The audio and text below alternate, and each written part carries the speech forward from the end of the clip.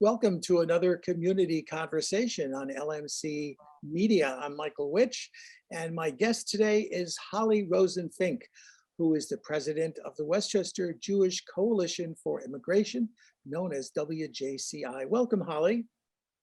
Thank you so much. Thank you. Nice to see you, Michael.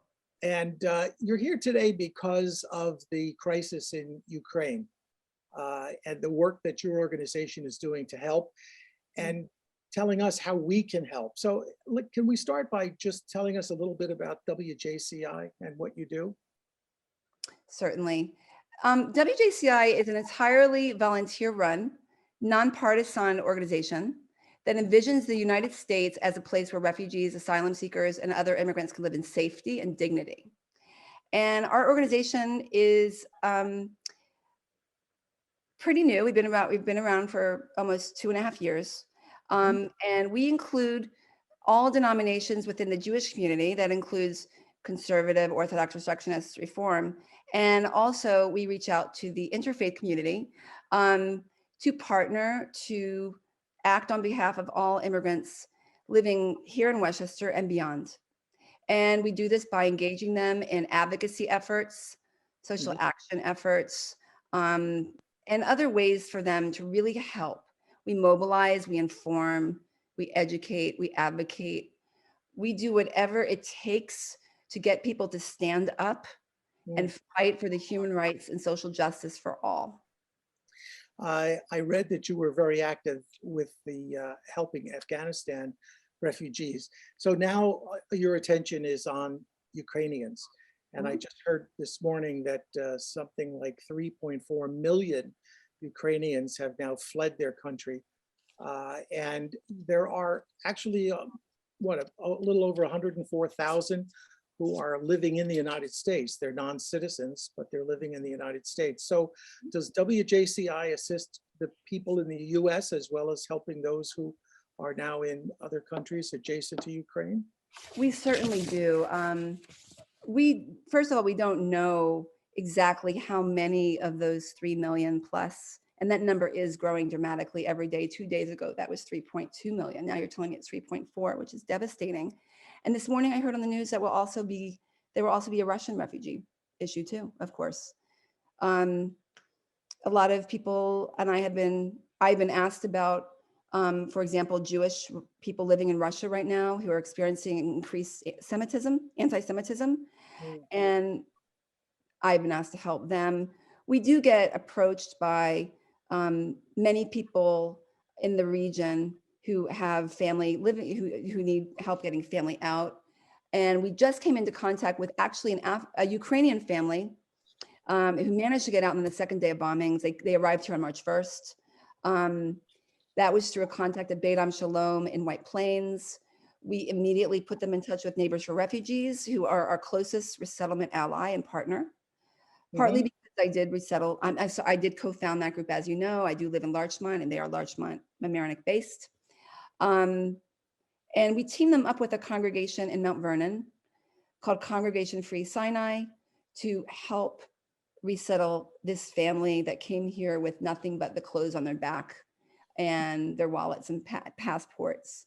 So we are gently and slowly moving into the Ukrainian arena. 2 of our grantors, we received a very large grant in January to help resettle Afghan refugees. And we still are doing that. We've actually given microgrants to 8 resettlement groups throughout Westchester that brought Afghan refugees off the base. But both of those 2 organizations, UJA and the Shapiro Foundation, are very active in what's going on in Ukraine right now. UJA has given $8 million to date. They have groups on the ground. They just took 20 New York rabbis, including 5 Westchester rabbis, to Ukraine to deliver humanitarian supplies. We work very closely with AFIA, an organization in Yonkers you might know about. They developed a program called Operation Airlift. I was going to ask you about that. Yes, it's interesting. AFYA, I read, stands for health in the Kishwali language. I didn't know that. That's so interesting. But Yeah. Danielle Weston, the woman who runs it, is a former, I think, occupational therapist. She's an incredible leader. The last month, she spearheaded quite an effort. It is incredible.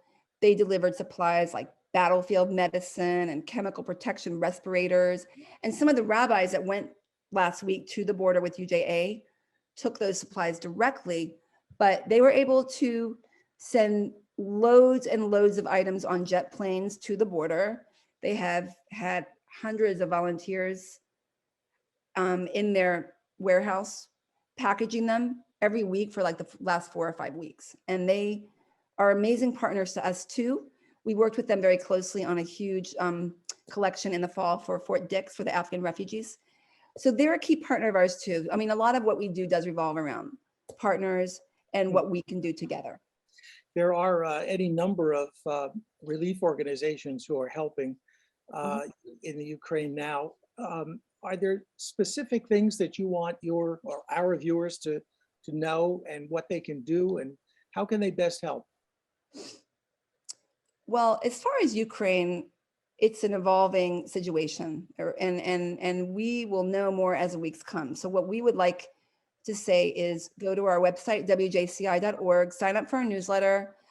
We send out information fairly often about we give a lot of ways to help. Our website is always updated too. There's an ACT section and an event section. Tomorrow, for example, there's an important UJA event about the trip the 5 rabbis went on. So that's one way to help. I think right now, To stay informed, yeah. Stay informed. We also have a huge advocacy arm of our organization. We work very closely with all 3 congressmen here in Westchester. We also work very closely with the senators and the state senators to advocate for the rights right now, particularly of Ukrainians, to make sure the families stay together, for example, to make sure more money is allotted in the budget. There was a large amount that went out in last week's fiscal 22 budget. And we were in touch with several other congressmen about that. We really believe that you don't need to just sit there watching TV. There's so much to do from here. We keep our members and supporters abreast of all the ways to help, whether there are unaccompanied minors living at Abbott House or the Children's Village, whether there are Ukrainians, and like I said, that need help. We provide all the ways to help. Donating money right now is the best way to help. And the organizations I recommend involve HIAS, Church World Service is doing great work.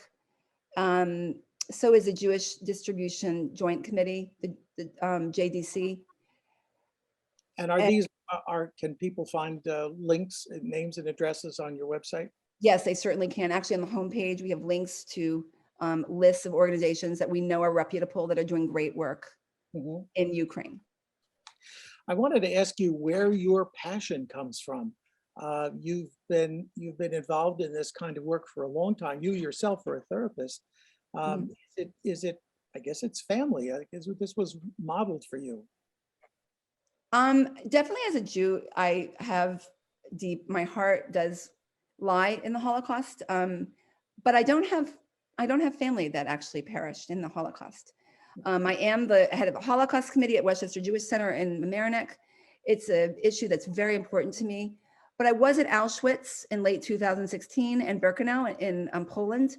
And while I was there, I said to myself, I'm going to go back to America and do something different to help refugees, not just interview Holocaust survivors, which I had been doing.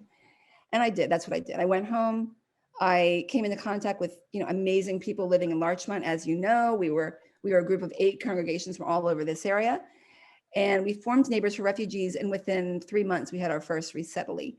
And that's what I decided I wanted to do. And so over the years, I've resettled several families, primarily from Afghanistan, because when the Muslim ban occurred during the last administration, we were not allowed to bring in we didn't see Syrian refugees coming, which is what we thought we would do. And so I got to know several Afghan families very, very well, because men who were working for the American military in Afghanistan, their lives started to be threatened years ago by the Taliban, not just now. This isn't a very new thing. And so it's because of the personal relationships I've made with these families. They're still very much in my life. That is really the main motivation for me. I look at them and I think, how can I make their lives easier? What can I do for them? How can I get other people to understand how meaningful this work is? And that's really what WJCI is about. It's letting people know that they can resettle families. That's wonderful. It's an amazing experience, but they don't have to do that. There are so many ways to help. And so that's what we do. And if you go to our website in the ACT section, you'll see we refer everyone. We're almost like a clearinghouse. We're like a information hub. We send people all over because we just want them to do something. And that's really what I'm here to tell you. Well, thank you for spending a few minutes with us today on LMC Media. Thank you for the work that you do. And hopefully some donations will pour in and some volunteers will raise their hands and get to work. Polly Rosen Fink, the president of the Westchester Jewish Coalition for Immigration. Thank you again. Thank you, Michael. Thank you so much.